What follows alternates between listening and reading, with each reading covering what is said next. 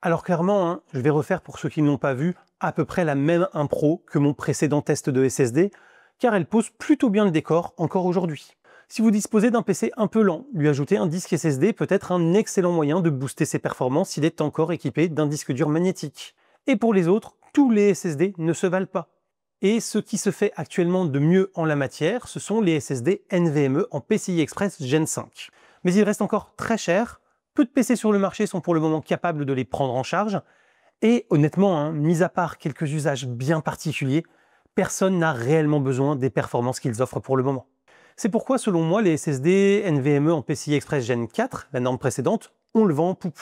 Performance déjà énorme, prix accessible, large compatibilité avec de très nombreux PC sortis dans les dernières années, et bien sûr, compatible avec les PC récents qui gèrent la génération 5. Ils sont donc, selon moi, le meilleur choix aujourd'hui pour allier des performances très solides et une accessibilité tarifaire vraiment très compétitive. Et aujourd'hui, nous allons tester l'un d'entre eux, donc le YotaMaster T7400 Titans Flow, dans sa capacité de 2 Tera, afin de voir si cette marque, encore méconnue, mais dont vous trouverez plusieurs tests de produits sur la chaîne, que je vous remets d'ailleurs en description parce qu'ils sont plutôt bons, il faut bien l'avouer, eh bien on va voir si elle propose avec ce produit un SSD de qualité ou pas.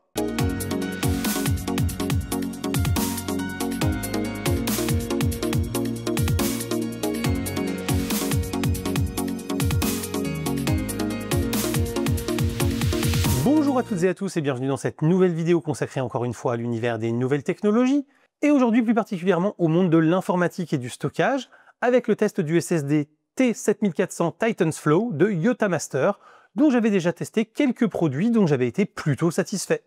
Nous allons donc voir ensemble si le SSD d'aujourd'hui est lui aussi un produit convaincant de la marque. Je pourrais également le comparer à son petit frère, le Y7000 Pro que j'ai déjà testé sur cette chaîne. Mais avant tout, si vous aimez cette vidéo et mon contenu, pensez au clap, commentaires, like, abonnement et partage. C'est le meilleur moyen de soutenir mon travail, c'est gratuit, ça ne vous prend que quelques secondes, alors merci infiniment à tous ceux parmi vous qui prendront le temps de le faire. Et j'adresse un merci tout particulier d'ailleurs à Michael Servet et VA pour leur soutien, puisqu'ils ont utilisé le bouton rejoindre. Et pour votre confort, notez que cette vidéo est chapitrée afin que vous puissiez aller voir toutes les parties qui vous intéressent le plus dans l'ordre de votre choix. N'hésitez donc pas à les utiliser, ça se passe sur la timeline.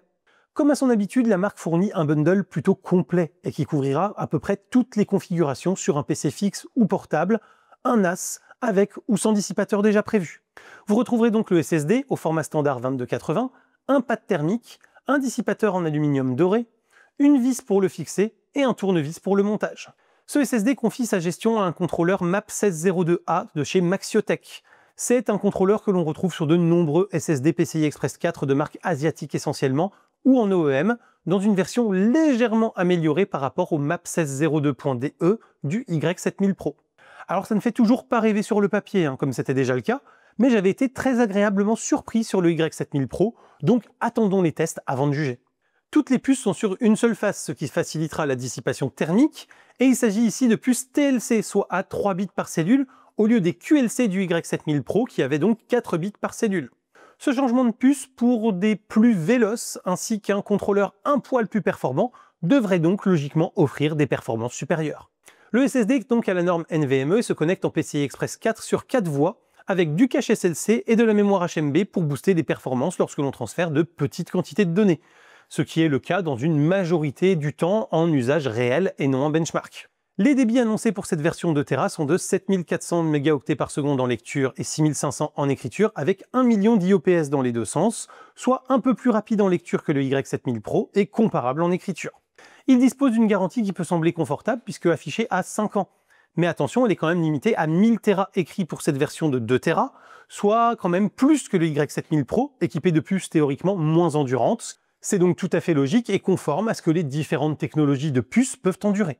Les versions 512 Go, 1 Tera et 4 Tera, qui sont également proposées, disposent quant à elles de la même durée de garantie, mais avec respectivement 250 Tera, 500 Tera ou 2000 Tera de limite d'écriture.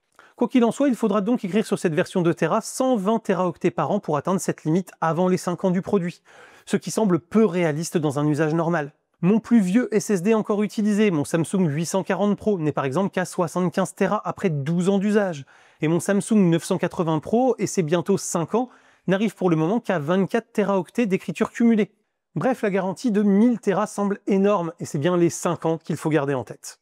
Notons quand même que, comme toujours, sur ce point, Yotamaster annonce des endurances qui restent quand même moindres que certains concurrents, comme Lexar qui annonce une garantie jusqu'à 1500 Tera sur son NM790 de 2 Tera, Crucial qui annonce 1200 Tera sur son T500 de 2 Tera, ou encore Samsung qui annonce également 1200 Tera sur son 980 Pro de 2 Tera.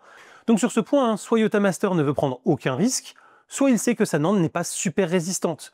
Et pour le moment, je n'ai pas utilisé assez le Y7000 Pro pour l'emmener loin en écriture et savoir laquelle des deux options est la bonne, puisque depuis que je l'ai, je n'ai écrit que 3 Teraoctets dessus. Ces considérations mises à part, de toute façon, comme je vous le disais, vous atteindrez très certainement les 5 ans bien avant la limite d'écriture. Donc de toute façon, comme pour tous mes autres SSD, eh bien, il sera déjà hors garantie temporelle avant d'être hors garantie à cause de sa quantité d'écriture. En cas d'installation dans un PC fixe, vous n'aurez besoin que de mettre le pad thermique et le support de dissipation doré si votre PC dispose de connecteurs M2 nus, et rien du tout en général si ces derniers sont déjà équipés de dissipateurs intégrés. Pour une installation dans un PC portable ou un NAS, il faudra très certainement utiliser le pad et le dissipateur fourni, car souvent les ports M2 de ces machines sont totalement nus. Une fois installé dans son logement M2, avec le détrompeur qui permet de s'assurer que vous le mettez dans le bon sens, il suffit de redémarrer son PC et de se rendre dans le gestionnaire des disques pour en effectuer le formatage et le lettrage. Et voilà, c'est prêt, pas d'autres optimisations ou manipulations à faire, Windows 10 ou 11 gérant nativement les SSD et activant automatiquement le cache en écriture et autres joyeusetés du genre. C'est donc extrêmement rapide et très simple à réaliser, sans connaissance particulière en informatique. Puisqu'en gros, c'est ni plus ni moins qu'un machin à enfoncer dans un truc en respectant simplement le détrompeur qui l'équipe. Passons maintenant au test de performance. Je réalise l'essentiel des tests à l'aide de Crystal Disk Mark en mode SSD NVMe bien sûr, mais pas que, vous allez le voir, et j'effectue plusieurs passes afin que le disque soit chaud et que les performances retenues soient donc celles en conditions d'utilisation intensive, et donc les pires que vous puissiez attendre. Cependant, ici, elles ont été plutôt constantes. Notez également que le test a été réalisé en pleine semaine de vagues de chaleur, avec un bureau sous comble où il régnait un joli 31 degrés Celsius, ce qui constitue une condition d'utilisation particulièrement exigeante et peu propice à des performances de refroidissement optimales. Après 4 passes, la température continue de plafonner à 50 degrés Celsius seulement durant le bench, et cela s'est ensuite maintenu sur les passes suivantes, ce qui fait que je n'ai pas eu besoin d'insister. C'est excellent parce que ça veut dire que la température d'utilisation max, à partir de laquelle les performances peuvent être amenées à être rabaissées, est de 65 degrés. On remarque donc ici que ce SSD chauffe beaucoup moins que le Y7000 Pro, et c'est une très bonne nouvelle. J'obtiens pour ma part un peu plus de 6400 mégaoctets par seconde en lecture, 5650 en écriture sur des fichiers de 1 méga, et 6200 en lecture et 5006 en écriture sur des petits fichiers de 128 kg, 1000 mégas en lecture et 220 mégas en écriture avec des petits fichiers de 4 kg. Notez ici que le test est réalisé avec des cohortes de fichiers de 64 Go afin de neutraliser totalement l'effet du cache et avoir les performances réelles que le disque peut tenir quand son cache est saturé. En réduisant la taille de la cohorte de données à seulement 512 mégas, on obtient des performances encore meilleures allant jusqu'à 6550 mégaoctets en lecture et 6000 mégaoctets en écriture sur des fichiers de 1 méga. Mais surtout qui se maintiennent à 4350 et 4200 sur les petits fichiers de 4 kg. On voit donc ici très nettement l'intérêt du cache SLC et de l'usage de la mémoire HMB lorsque l'on ne benchera pas le disque, mais qu'on l'utilisera normalement avec des phases de forte activité ponctuelle, entrecoupées par des phases de repos. Même constat avec les IOPS, ce qui est tout à fait logique. Sur une cohorte de 64 Go saturant totalement le cache, le disque ne parvient plus qu'à encaisser 246 000 IOPS en lecture et 54 000 en écriture, là où avec une cohorte limitée à 512 mégas, eh bien les valeurs annoncées sont largement tenues avec 1,06 million en lecture et 1,02 million en écriture.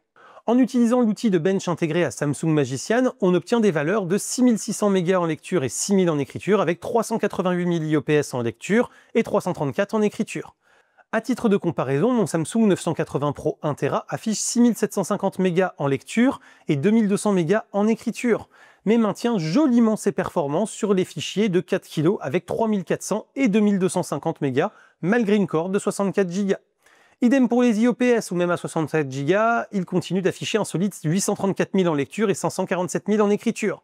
Toujours pour le Samsung, avec une cohorte de 512 mégas, il affiche 6800 et 5000 mégas en lecture et en écriture de gros fichiers, 4450 et 4000 sur les petits fichiers de 4 kg, et un très solide 1 million d'IOPS, tant en lecture qu'en écriture. Remarquez également que le Samsung monte plus haut en température, Samsung ayant validé ses puces NAND pour un usage jusqu'à 70 degrés, là où la plupart des constructeurs de flash NAND refusent de les valider au-delà de 65 degrés. Dernier test, un transfert de fichiers via l'explorateur Windows entre un RAM disk flashé à plus de 25 000 mégaoctets par seconde, encore de 64 Go, et notre SSD YotaMaster, à qui j'ai transféré pas moins de 80 gigaoctets de données, composé d'une cohorte de 2700 fichiers de 64 kg, de 659 fichiers de 1 méga, de 136 fichiers de 50 mégas et de 4 fichiers de 2 à 3 Go, et enfin une cohorte de 3 gros fichiers de 10 à 45 Go. On est ici en écriture sur des débits de 40 mégaoctets par seconde sur les petits fichiers aléatoires, une copie quasi instantanée des 1 Go de fichiers de 1 méga et des débits de 660 mégaoctets. Idem pour les 5,5 Go de fichiers de 50 mégas qui se copient en quelques secondes avec un débit de 2,7 gigaoctets par seconde. Les 10 Go des fichiers de 2 et 3 Go se copient en moins de quelques secondes également, avec le même plafond autour de 2,7-2,8 gigaoctets par seconde. Enfin, le lot de gros fichiers représentant 63 Go se copie également très rapidement, mais toujours en plafonnant à 2,8 gigaoctets par seconde. Les performances en lecture sont comparables, avec des débits allant de 2,5 gigaoctets par seconde pour les plus gros fichiers, à 65 mégaoctets par seconde pour les plus petits. Notez pour finir cette partie que j'aurais écrit pas moins de 1 Tera sur ce disque en moins d'1 heure de test. Je ne l'ai donc clairement pas épargné. Si on compare avec le Y7000 Pro, il est plus véloce à la lecture et un peu moins finalement à l'écriture, ce qui est un peu décevant. En effet, avec des puces TLC et un contrôleur un poil plus évolué, il aurait dû faire beaucoup mieux. Notez cependant que le fait que les performances stagnent assez rapidement avec des fichiers de taille moyenne me laisse penser que c'est quand même mon PC qui constitue un goulot d'étranglement.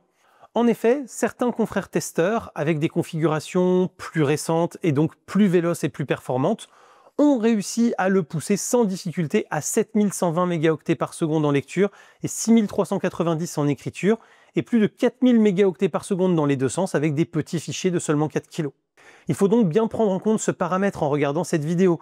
Les mesures effectuées pouvant donc ne pas refléter les capacités maximales réelles de ce SSD, mais bien les capacités maximales réelles de mon PC.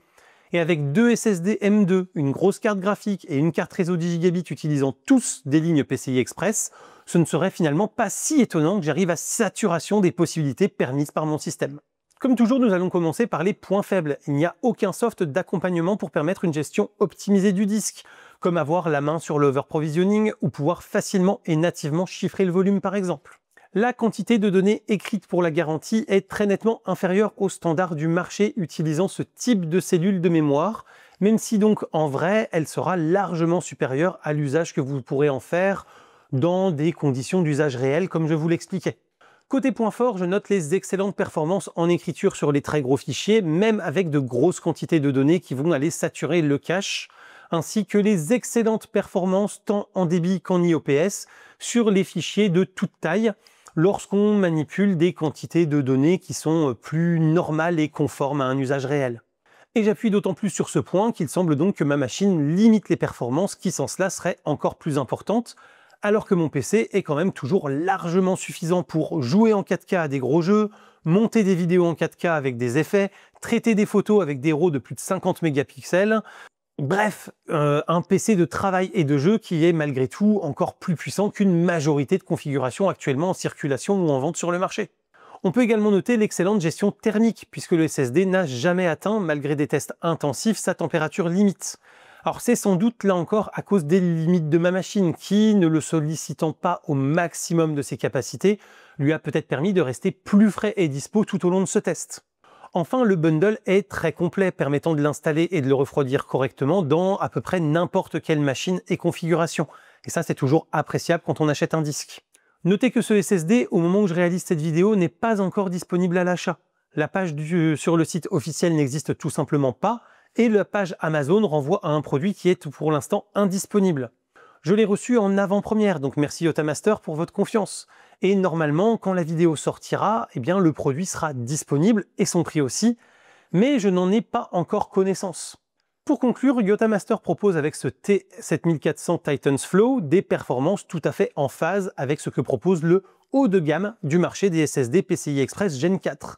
Il offre des débits en lecture comme en écriture qui sont juste monstrueux et qui couvriront parfaitement tous les usages que l'on peut attendre d'un stockage sur mémoire flash, le tout avec un bon maintien des performances en usage intensif et une excellente maîtrise de la chauffe.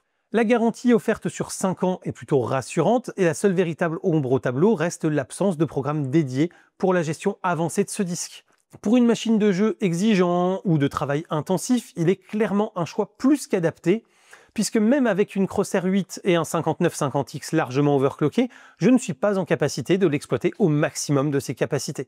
Il y a donc de la marge pour une majorité de configurations et vous pouvez l'acheter en le voyant comme un produit future-proof.